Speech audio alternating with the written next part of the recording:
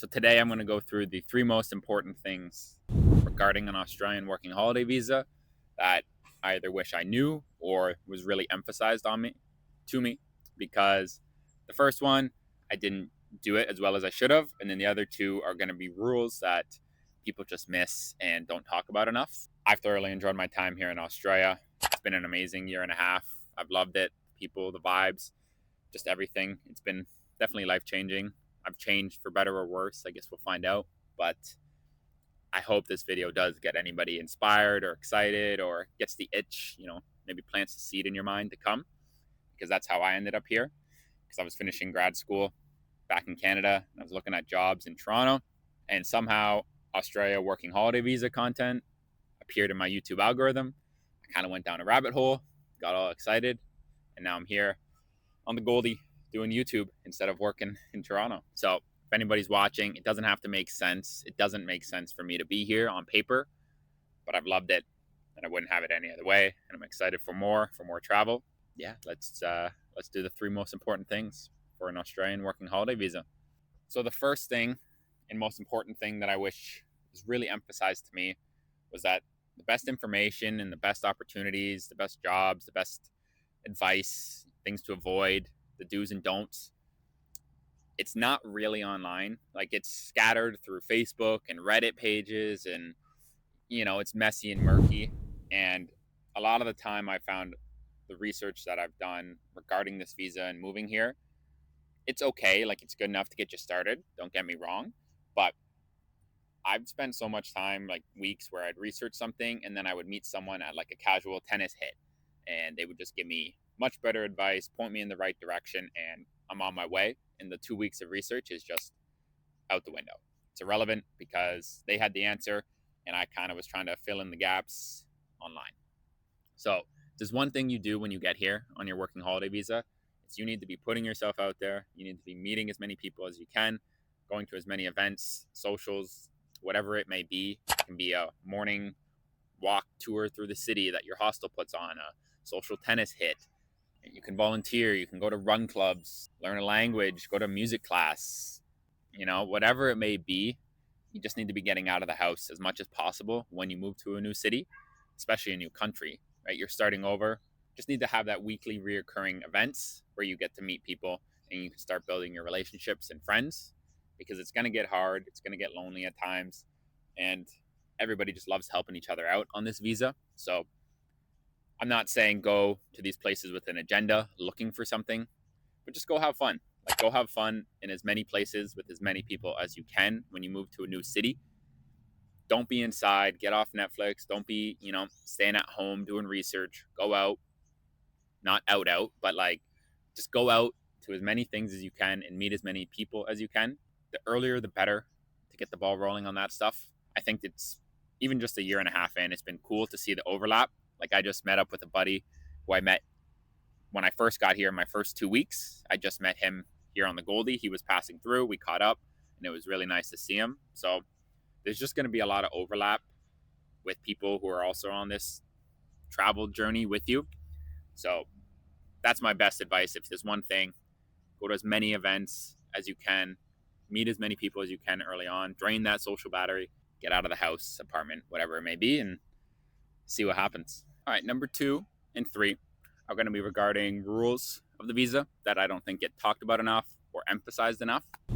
So the first one is that regarding the 88 days for your second year visa or the 180 days for your third year visa, you're not actually working 88 physical days.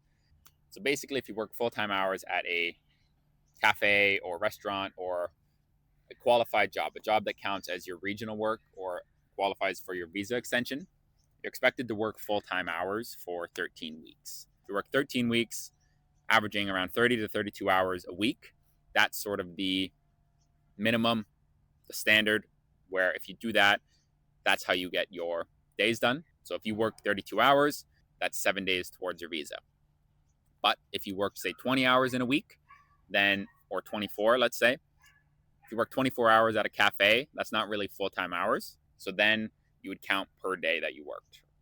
So then it would be 6 hours, or 24 divided by 6 hours, which would be 4 days. So the 88 days and the 180 days, it's really important to at least try to get to full-time hours in whatever job you're doing, because that's the quickest way to get your days done. I also did see when I was preparing for this one, I saw a fellow YouTuber. She doesn't have many videos, but she's got a really good video, which I'll put in the description and put a little picture here.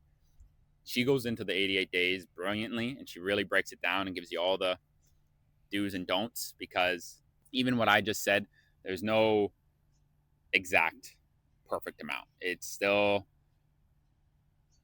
varies from person to person. It's still subjective from the government, so there is no perfect answer, but that's sort of the generally accepted summary is what I tried to give you there.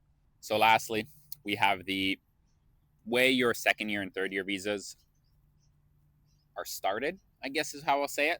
I think the best way will be just to show you on a calendar and talk it through. So January 1st, you decide to apply for your working holiday visa, and it gets approved. So it gets approved January 2nd. From January 2nd, 2025 to January 2nd, 2026, that is your window to enter the country. Okay?